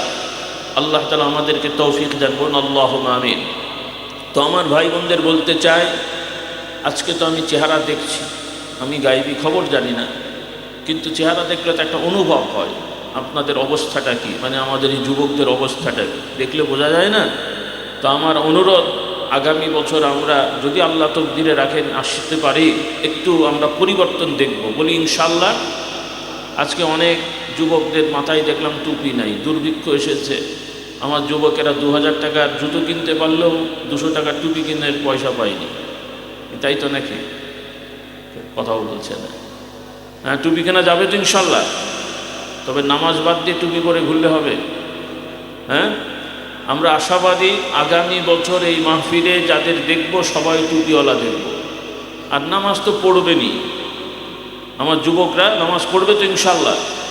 আল্লাহ আমার যুবকদেরকে হেদায়েত দান করুন, মা বোনদেরকে হেদায়েত দান করুন, এবং আপনারা অভিভাবকেরা উদ্যোগ নেবেন। আজকে যে সমস্ত ভাইয়েরা আছেন, মা বোনেরা আছেন, আপনারা এই আগামীকাল থেকেই উদ্যোগ নেন। মারামারি নয়, গালাগালি নয়, ঝগড়াঝাটি নয়। আপনাদের ছেলে হোক মেয়ে হোক এদেরকে বুঝিয়ে শুনিয়ে, বিশেষ করে ছেলেদেরকে বাবারা সাথে সাথে মসজিদে নিয়ে যান, মেয়েদেরকে মায়েরা আপনার সাথে সাথে নামাজে অভ্যস্ত করেন এবং তাদেরকে সত্যবাদী হওয়া শেখান, এবং ছাত্রীদেরকে শেখান যে বাবারা তোরা ক্লাস করবি, পড়াশোনা করবি, কিন্তু পরীক্ষায় নকল করা যাবে না। কারণ পরীক্ষায় নকল করা এটা একটা বড় অপরাধ, কবিরা গুনাহ। কিন্তু এটা শুধু সামাজিক সমস্যা মনে করেন না, ইসলামের আইনেও এটা একটা কবিরা গুনাহ। কারণ ইসলামের বিধানে মানুষকে আমানতদার হওয়া শেখায়, ধোঁকা দেওয়াটা ইসলামে বড় অপরাধ। আর নকল করার মাধ্যমে মানুষ ধোঁকা দেওয়া শেখে এবং আমানতের খেয়ানত হয়। কি হয়? আমানতের খেয়ানত হয় এবং মানুষকে ধোঁকা দেওয়া হয়। কাজেই আমাদের সন্তানেরা যদি এই প্রাইমারি স্কুল থেকে নকল করা শেখে, ও আর ভবিষ্যতে ভালো হবে বলেন? এই যে সমাজে বড় বড় মহামান্য চোর ডাকাতদের আমরা দেখতে পাই, তাই তো নাকি? মহামান্য মাননীয় চোর, কি বলেন, মাননীয় চোর, তারপরে খুনি, মাইলট খুনি। কারণ কোর্টে বসে বিচারক হয়ে বান্ডিল নিয়ে নিরপরাধ মানুষকে রায় দিচ্ছে ফাঁসির, তাহলে ইনি খুনি নয় কি? কিন্তু কোর্টে তো বলতে হচ্ছে মাই লর্ড, নাউজুবিল্লাহ পড়ে। কথাটা কি বানিয়ে বলছি? সেই দিনে কালকেই তো আমি সংবাদে শুনলাম, বড় বড় নেতারা বলছে আর কি, আমি তাদের কথা অনুযায়ী বলছি, তারা আফসোস করে বলছেন এখনও অনেক বিচারকরা টাকা নিয়ে রায় দিচ্ছে। তাহলে মুসলমান, এরা কিন্তু মুসলমানের সন্তান। আবার 2-4 জনের চেহারা সুরতে মুখে দাড়িও পাওয়া যায়, মাথায় টুপিও থাকে, আবার বক্তৃতার সময় ডাহা মিথ্যে কথা বলছে। কি অবস্থা দেখে! এদের কি আল্লাহর ভয় নাই না কি? আল্লাহ পাক ভালো জানে এরা কি মানে যে আল্লাহ পাক ভালো জানে। সাধারণ মানুষ, সেটাও মানুষ, সবাইকে সততা হতে হবে। একজন বিচারক, তাও আবার মাথায় টুপি, মুখে দাড়ি, উন্মুক্তভাবে মিথ্যে কথা বলছে। তা উন্মুক্ত মিথ্যে কথা যে বলতে অভ্যস্ত, কোর্টে সে কি না করে, কি বলে? আল্লাহ আমাদের হেদায়েত দান করুন। আমরা কি চাই এগুলো কি একদিনে হয়েছে? কারণ এই 30-50 বছর আগে এরাই প্রাইমারি স্কুল থেকে নকল করে করে এরপরে ইউনিভার্সিটি পর্যন্ত গেছে, এরপরে পায়ে হাত ধরে দলীয়ভাবে ডিগ্রি অর্জন করে এরপরে দলীয়ভাবে চাকরি নিয়ে এখন বিচারক হয়েছে। ভবিষ্যতে এই রাস্তা বন্ধ করে দিতে হবে। কি রাজি আছি ইনশাআল্লাহ? আমাদের সন্তানদেরকে প্রাইমারি স্কুল থেকেই পড়াশোনা করিয়ে যোগ্যতা অর্জন করতে হবে, দক্ষতা অর্জন করতে হবে। ইনশাল্লাহ আপনারা সততা সমাজে প্রতিষ্ঠা করতে পারলে ইনশাল্লাহ ওই দিন বেশি দেরি নয় যে আমাদের সন্তানেরা বড় বড় বিজ্ঞানী হবে, গবেষক হবে, বড় বড় দার্শনিক হবে। বলুন সুবহানাল্লাহ। 4টিখানি কথা, 18 কোটি মানুষ, সুবহানাল্লাহ পড়ে। 18 কোটি মানুষের প্রায় 7-8 কোটি আমাদের এই যুবক যুবতী ছেলে মেয়েরা, যারা 18-র নিচে বয়সেদের। এদের মেধাকে যদি আমরা কাজে লাগাতে পারি, আল্লাহর রহমত চেয়ে, সাহায্য চেয়ে, এই দেশ পরিবর্তন হতে সময় লাগবে না, অলৌকিকভাবে পরিবর্তন হয়ে যাবে ইনশাআল্লাহ। বলুন সুবহানাল্লাহ। কিন্তু সেটা লাগবে সততা। কাফের মুশরিকেরা মদ খায়, শুয়োর খায়, কিন্তু সামাজিকভাবে অসততা আছে, কিন্তু সৎ মানুষ বেশি। আমানতদারিতা ওদের দেশে তুলনামূলক আমাদের তুলনায় বেশি। ওদের অন্যায় আছে, মদ খায় সেটার জন্য তারা বিপদে পড়ে, জেনা করে সেটার জন্য তারা বিপদে পড়ে, শুয়োর খায় সেটার জন্য তারা বিপদে পড়ে, কিন্তু সামাজিকভাবে ন্যায় নীতি প্রতিষ্ঠা করার কারণে তাদের সমাজে যোগ্য মানুষ তৈরি হয়, যে যেই বিষয়ের আর কি। কিন্তু আমাদের সমাজে এটা যোগ্য মানুষ তৈরি হচ্ছে না। এই জন্য আমার ভাই বোনদের বলতে চাই, আমাদের সন্তানদেরকে আমরা যোগ্য করে গড়ে তুলব। রাজি আছি ইনশাআল্লাহ? আল্লাহ তাআলা আমাদেরকে তৌফিক দেন, বলুন আল্লাহুম্মা আমিন। আমার মা বোনদের বলছি, আপনারা পিছিয়ে থাকবেন না। বেড়া একটা উপজেলা না, উপজেলা, এবং আমি তো বহু আগেও এসেছি এবং আশপাশ থেকে যাই, তাতে মনে হয় যে বেশ বড় একটা এলাকা এবং শহর এলাকার। উপজেলা হলেও একটু মোটামুটি আধুনিকতার ছাপ আছে আপনাদের দেশে। এটা যেমন একদিকে ভালো দিক আছে, আর একদিকে হলো এই আধুনিকতার মানে হলো আপনাদের ছেলেরা ডাক্তার, ইঞ্জিনিয়ার, উকিল, ব্যারিস্টার বিভিন্ন কিছু হচ্ছে, কিন্তু সমস্যা হলো যে আমাদের সন্তানদের ঈমান আকীদা নষ্ট হয়ে যাচ্ছে। এই ব্যাপারটা আপনাদের সচেতন হতে হবে, মহিলাদের ক্ষেত্রেও সচেতন হতে হবে। আমার মা বোনেরা, আপনারা বড় হন, প্রতিষ্ঠিত হন, আমরা নিষেধ করি না, কিন্তু আল্লাহর আইন মেনে। কার আইন মেনে? ইসলামের বিধান, পর্দা পশিদা মানা। আপনাদেরকেও খেয়াল করতে বলছি, কারণ অনেক ভাইয়েরাও আছেন, আপনারা আপনাদের স্ত্রী মেয়েদেরকে শরীয়ত মোতাবেক পর্দা শেখান না। আর শেখাবেন যাদের থেকে শিক্ষা পাওয়ার কথা, তাদের মধ্যেও শরীয়তের অনেকের পর্দা নাই। কারণ আমার কাছে তথ্য আছে, কিছু কিছু এই সমস্ত এলাকার পীর নামধারী কিছু লোকেরা আছে, কিছু তদবির কারক লোকেরা আছে, তদবিরের নাম দিয়ে তারা এমনভাবে দেখাশোনা করে মানুষের সাথে যে তাদের কাছে মেয়েরা বেপর্দা হয়ে যায়, বসে, মেয়েরা ঝাড়ফুঁক নেয়, পর্দা পশিদা ঠিক থাকে না, এই ধরনের কথাও আমাদের কাছে পৌঁছায়। এগুলো খুব বড় অন্যায়। ইসলামের বিধানে পর্দা সবার জন্য, যত বড়ই হুজুর হোক, তার সামনেও কোনো মহিলা যেতে হলে, কথা বলতে হলে প্রয়োজনে অবশ্যই পর্দা মানতে হবে। কোনো হুজুরের, যত বড়ই হুজুর হোক, পর্দা কারোর জন্য আল্লাহ রহিত করেননি। আমাদের প্রিয় নবী সাল্লাল্লাহু আলাইহি সাল্লাম, তিনিও তার নিজের শালীর সাথেও পর্দা করতেন। কার সাথে? স্ত্রীর বোন, আল্লাহর নবীর স্ত্রীর বোন, উম্মুল মুমিনিনের বোন, তার সাথেও আল্লাহ রসুল সাল্লাল্লাহু আলাইহি সাল্লাম তিনি যখন বড় হয়ে গেছেন, সাবালিকা হয়ে গেছেন, তখন আল্লাহর নবী সাল্লাল্লাহু আলাইহি ওয়াসাল্লাম স্বাভাবিকভাবে তাকে তার সামনে আসতে নিষেধ করেছেন। কিন্তু আমাদের সমাজে কিছু পীর নামধারী বা তদবির কারক নামধারী, তাদের সামনে মহিলারা আসে বেপর্দা হয়ে, তারা এগুলো কিছু শেখায়ও না, বলেও না, মানাও করে না। আল্লাহ এদেরকে হেদায়েত দান করুন। এজন্য আমার মা বোনদের বলতে চাই, শুধু হুজুর পীর সাহেব বলে কথা নয়, আপনারা যেখানেই যাবেন আল্লাহর আইনটা মেনে চলেন, আল্লাহ আপনাদেরকে নিরাপদ রাখবেন, বলি ইনশাআল্লাহ। পড়াশোনা করতে কোনো বাধা নেই, পর্দার সাথে পড়াশোনার কোনো সাংঘর্ষিকতা নেই। আমার মা বোনেরা স্কুলে, মাদ্রাসায়, কলেজে পড়বেন পর্দার সহিত, এবং মাশাআল্লাহ ইদানিং কিছু কিছু মহিলা কলেজ আছে, ইউনিভার্সিটির মহিলা ফ্যাকাল্টি আছে, দু একটা ইউনিভার্সিটি মহিলা কেন্দ্রিক আছে, আছে না নাই? আরও বেশি হোক আমরা চাই, যাতে আমাদের সন্তানেরা পর্দার সহিত তারা শিখতে পারে, বলতে পারে, নীতি নৈতিকতা ধরে রেখে তারা বড় হতে পারে। কারণ এখন কিছু কিছু ইউনিভার্সিটির তথ্য আমরা পাই, তারা পর্দা পশিদা তো দূরের কথা, তাদের ছেলে মেয়েদেরকে লিভ টুগেদার শেখানো হয়, উৎসাহিত করা হয়।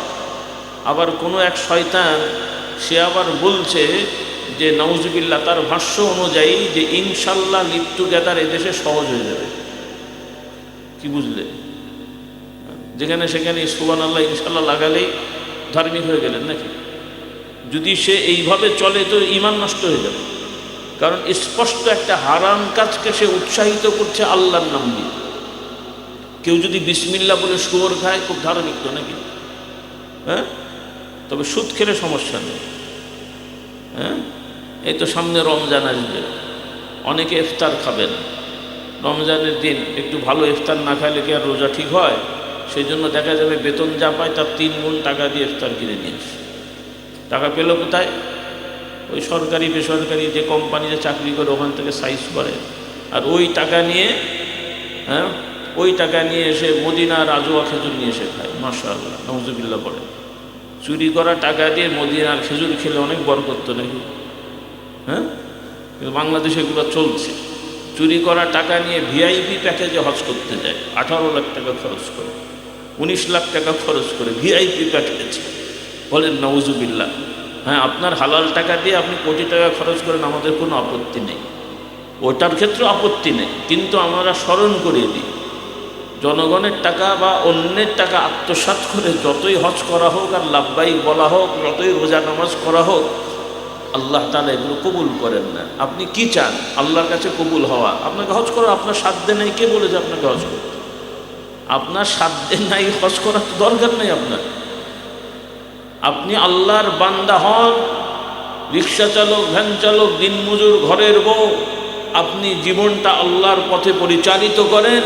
মৃত্যুর সাথে সাথে আল্লাহ তাআলার রহমতের ফেরেশতারা আপনাকে সুসংবাদ দিয়ে আপনার কবরটাকে জান্নাতের পরিবেশ করে শুইয়ে দেবেন। সুবহানাল্লাহ। এটা তো একটা বিধান। পৃথিবীর অধিকাংশ মুসলমান হজ করতে পারবে না। পারে? বাংলাদেশের 18 কোটির মধ্যে কয় কোটি মানুষ হজ করে বা করেছে?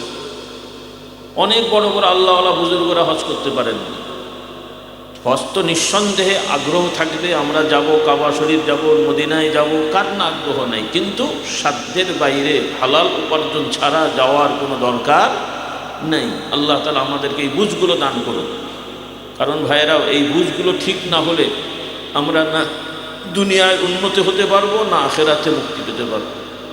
তো আর কথা বাড়াতে পারছি না, সময় কম। অন্তত এই কথাগুলো বলে যাই, যদি আল্লাহ তাআলা আগামীতে নিয়ে আসেন আমি আসবো, তবে একটা শর্ত দিয়ে যাব। আমি বাবুরা আছে ইনশাল্লাহ, শর্ত পূরণ হলে আল্লাহ নিয়ে আসবে, বলি ইনশাল্লাহ। আর আপনাদের বলছি, যুবকদের, আগামী বছর আমি কয়েকটা যুবক দেখতে চাইব যারা বলবে যে আলহামদুলিল্লাহ এক বছরে, এবছর থেকে আগামী এক বছরে তোমরা যারা কোরআন জানতে না, এক বছরও শিখে ফেলেছ। কিছু ছাত্র আমি দেখতে চাইব বা যুবক দেখতে চাইব। আল্লাহ তাআলা তৌফিক দেন, বলুন আল্লাহুম্মা আমিন। কি পাওয়া যাবে ইনশাল্লাহ? 2-4 জন আমি দেখতে চাইব আগামী বছর। যে বছর আপনার দাড়ি ছিল না, আগামীবার দেখাবেন আলহামদুলিল্লাহ হুজুর আমি দাড়ি রেখেছি, বলি ইনশাল্লাহ। আর যুবকরা যদি মনে করো যে ভুলে গেছো, আমি চলে এসেছি, লাগলে একটা ফলস আঠা দিয়ে লাগিয়ে চলে আসো, কি বলে? তাই হবে না? নাউজুবিল্লাহ পরে। বাংলাদেশে তো সবই হয়। সেদিন ইউটিউবে দেখলাম এক বক্তা প্রক্সি দিতে গেছে, ও আদৌ আলেম না। আর একজনের বক্তার প্রক্সি দিতে গেছে, ও হচ্ছে ক্লিন, সে ফলসদারি আঠা দিয়ে লাগিয়ে গেছে, সে আবার ধরা পড়েছে। বলেন নাউজুবিল্লাহ। হ্যাঁ, স্টেজেই ধরা পড়েছে। সভাপতি সন্দেহ হয়েছে এই লোক সেই লোক না, মানে ওই লোকের নামে সে চলছে। পরে রাগের মাথায় সভাপতি দিয়েছে এক চর, চরের ঠেলায় দাড়ি খুলে চলে গেছে। ভণ্ডামি দেখেন কি অবস্থা। উন্মুক্ত ওয়াজ মাহফিলে শয়তানি করছে। আল্লাহ আমাদের হেদায়েত দান করুন। কোন পর্যায়ে মানুষ নামতে পারলে এমনি দুষ্টুমি শয়তানি করে করে, কতটুকু স্পর্ধা থাকলে যে একজন আলেমের ছদ্মবেশে নকল দাড়ি লেগে স্টেজে যায়, কোন পর্যায়ের শয়তানগুলো এটা করে বলেন দেখি। আল্লাহ এদের হেদায়েত দান করে। বলেন, এইভাবে ওয়াজ মাহফিল হলে মানুষ হেদায়েত হয়? আল্লাহ আমাদের হেদায়েত দান করুন, আল্লাহুম্মা আমিন। তো ইনশাল্লাহ আগামী বছর আমি দেখতে পাবো তো ইনশাল্লাহ। এগুলো আমাদের যুবক ভাইদের বললাম, এবং বিশেষ করে সকল ভাইদের আহ্বান করব। এখন আমাদের মূল সাবজেক্ট হলো ফরজ তো সবার জন্যই, ফরজের সাথে আমরা একটু নফল ইবাদত করব। রাজি আছি? পাশ করা তো দরকার আছেই। 33 পেলে পাশ হয়ে যায় বা 40 পেলে পাশ হয়ে যায়। তো আমরা কি শুধু পাশ করব না ভালো নম্বর পাওয়ার চেষ্টা করব? হ্যাঁ, তো ভালো নম্বর হলে নফল ইবাদত বাড়তি করতে হবে। নফল নামাজ, নফল রোজা, জিকির আজকার, তাসবিহ তাহলিল, বলি ইনশাআল্লাহ। আমার ভাইদের বলে যায় আজকে থেকে নিয়ত করে ফেলেন। রাসূলুল্লাহ সাল্লাল্লাহু আলাইহি সাল্লাম বলেন, যে ব্যক্তি ফজরের নামাজ জামাতের সহিত আদায় করবে, এরপরে মসজিদে বসে থাকবে, মসজিদে বসে থেকে জিকির আজকার করে সূর্য ওঠার পরে 2 রাকাত বা 4 রাকাত নফল সালাত আদায় করবে, বা 6 রাকাত 8 রাকাত, যেটা বেশি পারেন। 2 রাকাতের তো নিচে হয় না। ইশরাকের সময় যারা এই নামাজটা আদায় করবে, সূর্য ওঠার পরে জিকির আজকার করবে ফজরের পরে, রাসূলুল্লাহ সাল্লাল্লাহু আলাইহি ওয়াসাল্লাম বললেন ওই ব্যক্তির জন্য আল্লাহ তাআলা পূর্ণাঙ্গ একটা হজ এবং উমরার সওয়াব দান করবেন। একটা হজ আর উমরা। আর্থিক মূল্যায়নে বর্তমান টাকায় অনুমান কত লাগতে পারে? হ্যাঁ, প্রায় 8 লাখ টাকা। তাহলে আপনি এই সকালবেলায় 2 ঘন্টা মোটামুটি ম্যাক্সিমাম 1.5 থেকে 2 ঘন্টা ব্যয় করলে প্রায় 8 লক্ষ টাকার সওয়াব পাবেন। পছন্দ হয়নি? সওয়াব পাবেন, টাকা তো আর পাবেন না। আর যদি টাকার কথা হতো 8 লক্ষ লাগতো না। মসজিদ কমিটি যদি বলতো টাকা দরকার নেই, যে ব্যক্তি ফজরের নামাজ জামাতে পড়ে ফজর ইশরাক পর্যন্ত বসে থাকবে, আমরা দেখব তাদেরকে একটু পরাটা খাওয়াবো, নাস্তা খাওয়াবো, কি হবে? তাই কি হবে? লাখ তাহলে সব, তাহলে পাবলিকের কাছে সব বেশি না পরাটা বেশি? তাও আবার ডালদার পরাটা, পচা ময়দার ডালদার পরাটা, এতেই আপনারা খুশি, কি বলে? তাই তো নাকি? আল্লাহ আমাদের হেদায়েত দান করুন। খাওয়ার প্রতি দেখেন, এই যে এখন লোকগুলো বসে আছে, ফজরের সময় যখন তাবারুক দেবে কয় গুণ হবে বলেন তো? তার মানে আপনারা সারা জীবন না খেয়ে আছেন, সারা বছর খান নাই, এই মাহফিলের সময় খাওয়া হয় নাকি? এমনি 3 বেলা যে খাবার হয় তার থেকে তো আর এই খাবার অত দামি কিছু না। তারপরও পাবলিক দেখেন খাওয়ার জন্য এসে বসে আছে, ওয়াজ শুনবে না, শুধু খাওয়ার জন্য। হাই রে মানুষের, আরে খাবেন, আপনাদের জন্যই তো খাবার আছে, কিন্তু একটু ওয়াজটা শোনেন, রাতে একটু জিকির আজকার করেন, এত খাওয়া কেন রে বাবা? আল্লাহ আমাদের হেদায়েত দান করুন, আল্লাহ আপনাদেরকে বুঝ দান করুন, বলুন আল্লাহুম্মা আমিন। এই আমলটা শুধু পুরুষ না, নারীরাও, মহিলারা তো আর জামাতে যাওয়ার দরকার নেই বা সুযোগ নেই, আপনারা বাড়িতে আমল করবেন, মহিলারা আমল করবেন। আল্লাহ আপনাদেরকে তৌফিক দান করুন, বলুন আল্লাহুম্মা আমিন।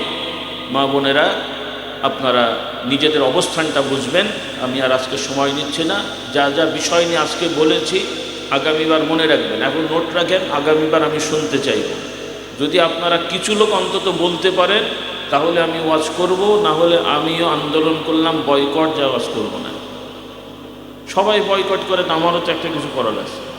আমি বকে যাব আর আপনারা কিছুই মনে রাখবেন না, আবার আসবো, তা কেমন করে হয়? কিছু বোঝা যাবে তো ইনশাল্লাহ? কথাও বলছে না, বলেন ইনশাল্লাহ। আল্লাহ তৌফিক দান করুন। আর আমি একটু দেখতে চাই আজকে এই মাহফিলে ছাত্র ভাই অনেক বোঝা যাচ্ছে, কারা কারা ইন্টারমিডিয়েটের ছাত্র, ইন্টারমিডিয়েটের ছাত্র কারা কারা একটু হাত তোলো তো। 11-12 ক্লাস নাই একজনও? HSC intermediate first year second ইয়ারের কেউ আছো? একজনও নেই? না এখন বর্তমান। আচ্ছা দেখি, ডিগ্রি অনার্স মাস্টার্সের কেউ আছো? ডিগ্রি এখন ছাত্র না, কমপ্লিট না, মিস রানিং যারা রানিং 1-2 ডিগ্রি অনার্স মাস্টার্সের আছে, ইন্টারমিডিয়েটের কেউ নাই, 2 জন আছে অনার্স মাস্টার্স। আচ্ছা ক্লাস 10-এর কে আছো? না, ক্লাস 10 দশম শ্রেণী একজন, মাশাআল্লাহ, দশম দেখে তো মনে হচ্ছে ক্লাস 5-এর। ঠিক আছে, আমি মেনে নিচ্ছি, দশম একজন, 3-4 জন হলো মাস্টার্স। তুমি কিসে? তুমি তো কিতাব আছে, যাই হোক তোমাকে দেব আমি। 2-3 জনকে ছোট্ট একটা বই দেবো ইনশাল্লাহ। আচ্ছা ইন্টারমিডিয়েট পড়ে মেয়েরা, এরকম বাবাকে কে আছে? মানে আপনাদের মেয়েরা ইন্টারমিডিয়েট পড়ে এরকম কেউ আছেন? একজনও নাই আছে। দশম শ্রেণীতে পড়ে এরকম কেউ আছেন? মানে মেয়েরা দশমে পড়ে, তার বাবা আছে এখানে? কে? ওই যে এক ভাই আছে। আচ্ছা ঠিক, ওখানে 1-2 জন। আচ্ছা গড়ে 7-8 জন হলো আর কি। তো আমি মাহফিল তো চলবে, আমার আলোচনার পরে আপনারা একটু আসবেন আমার এখানে, আপনাদের আমি ছোট্ট একটা বই দেবো। আপনারা যারা বাবা আছেন মেয়ের, আপনাদের মেয়েদেরকে আমার পক্ষ থেকে হাদিয়াটা দেবেন। আর যারা ছেলেরা আছো ক্লাস 10-এর আর ওই ভাই মাস্টার্সের, আপনারা আমার থেকে বইটা নেবেন। আর অন্যরা আপনারা কিনে নিতে চাইলে নিতে পারবেন। আজকে সময় নেই অবশ্য আমার হাতে, যাই হোক আমি একটু সময় বাড়িয়ে ফেলেছি। কিতাব পাবেন ইনশাআল্লাহ। আর পাকশির দাওয়াত থাকবে আগামীকাল থেকে, পাকশির মাহফিল শুরু আগামীকাল থেকে শুরু। বুধ বৃহস্পতি শুক্রবার শনিবার ফজরের সময় দোয়া হবে। আর বুধ বৃহস্পতি এই 2 দিন ম্যাক্সিমাম রাত 12টা পর্যন্ত আলোচনা হবে, তারপরে মানে বিশ্রামের ব্যবস্থা আছে, মানে বিরতি হবে। শুক্রবারটা হয়তো সারা রাত টানতে হবে আমাদের, যেহেতু লোকজন যান। তো সর্বোপরি দাওয়াত থাকবে আর অনুরোধ থাকবে, আসুন আমরা একটু বুঝে শুনে ইসলাম পালন করি, আবেগে নয়। আবেগ তো থাকবেই, আমরা জ্ঞান দিয়ে ইসলাম শিখে মেনে চলবো ইনশাল্লাহ। বলেন আল্লাহ তৌফিক দেন। আমি মুসাফির হালতে আছি, সংক্ষেপে একটু দোয়া করব। এরপরে কিন্তু আপনারা যাবেন না। ওলামা একরাম আছেন, আলোচনা করবেন, আপনারা শুনবেন। সর্বশেষ আমার ছোট ভাই আছেন, উনি আসবেন, দোয়া করবেন ইনশাল্লাহ, এবং আপনারা থাকবেন। সকলে আমরা দুরূদ শরীফ পড়ি। আল্লাহুম্মা সাল্লি আলা সাইয়্যিদিনা মাওলানা মুহাম্মদ وعلى آله وأصحابه وبارك وسلم. اللهم أنت السلام ومنك السلام تبارك يا ذا الجلال والإكرام يا حي يا قيوم برحمتك نستغيث واصلح لنا شؤوننا كله ولا تكلنا إلى أنفسنا طرفة عين. أي رب العالمين আমরা গুনাহগার, খাতাকার, বদকার, মুসাফির আলোতে এসেছি। এই ওয়াজ মাহফিল ইসলামের সওয়াব যখন থেকে শুরু হয়েছে পর্যন্ত যারা যেভাবে সহযোগিতা করেছেন, যারা কবরবাসী হয়ে গেছেন তাদের আমারে সব পৌঁছে দেন, যারা বেঁচে আছেন তাদেরকে আল্লাহ আপনি সুস্থতা সুবিধা হায়াত দারাজ করেন। এই মাদ্রাসা জমি জায়গা যারা ওয়াকফ করেছেন, দান করেছেন, যারা মাদ্রাসা শুরু করে গেছেন, বর্তমানে যারা দেখাশোনা করছেন, তাদের সবাইকে কবুল করে নেন। খাস করে এই আজকের বাৎসরিক ওয়াজ মাহফিল ইসলামের সওয়াবে যারা অনুদান দিয়েছেন, সহযোগিতা করেছেন, খানা দানা দিয়ে ইন্তজাম করে, তাদের সবাইকে কবুল করে নেন আল্লাহ। খাস করে এই মাহফিলের ওসিলায় অত্র এলাকার ছেলে মেয়েদের হেদায়েতের ব্যবস্থা করে দেন। আল্লাহুম্মা সাল্লি আলা মুহাম্মাদিন নবীল উম্মি ওয়া আলিহি ওয়া আসহাবিহি ওয়া বারিক। বিশেষ করে মুহতারাম আমাদের হুজুরকে আল্লাহ আপনি সুস্থতার সহিত হায়াত দারাজ করেন, তার পারিবারিক সামাজিক সকল বিষয়গুলো সহজ করে দেন, আসান করে দেন। তাদের পরিবারের মধ্যে আল্লাহ শান্তি, রহমত, বরকত দান করেন। আর একমাত্র ছেলে, সে অসুস্থ, আল্লাহ সুস্থতা দান করেন, পারিবারিক অশান্তিগুলো দূর করে দেন। আল্লাহুম্মা সাল্লি আলা মুহাম্মাদিন নবীল উম্মি ওয়া আলিহি ওয়া আসহাবিহি ওয়া বারিক ওয়া সাল্লিম। সুবহানাকা আল্লাহুম্মা ওয়া বিহামদিকা আশহাদু আল লা ইলাহা ইল্লা আনতা আস্তাগফিরুকা ওয়া আতুবু ইলাইক। সুবহানা রাব্বিকা রাব্বিল ইজ্জাতি আম্মা ইয়াসিফুন ওয়া সালামুন আলাল মুরসালিন ওয়ালহামদুলিল্লাহি রাব্বিল আলামিন। লা ইলাহা ইল্লাল্লাহ। সকলে বসবেন। ও একটাও নয়, ও আছে গাড়ি, এই কটা আছে, ঠিক আছে। আপনারা একটু মুহাব্বতে দরুদুস সালাম পড়েন, হুজুররা আসবেন, কথা বলবেন। আল্লাহুম্মা। আর যাদের আমি বলেছিলাম আসতে, ওই তুমি যুবক আসো।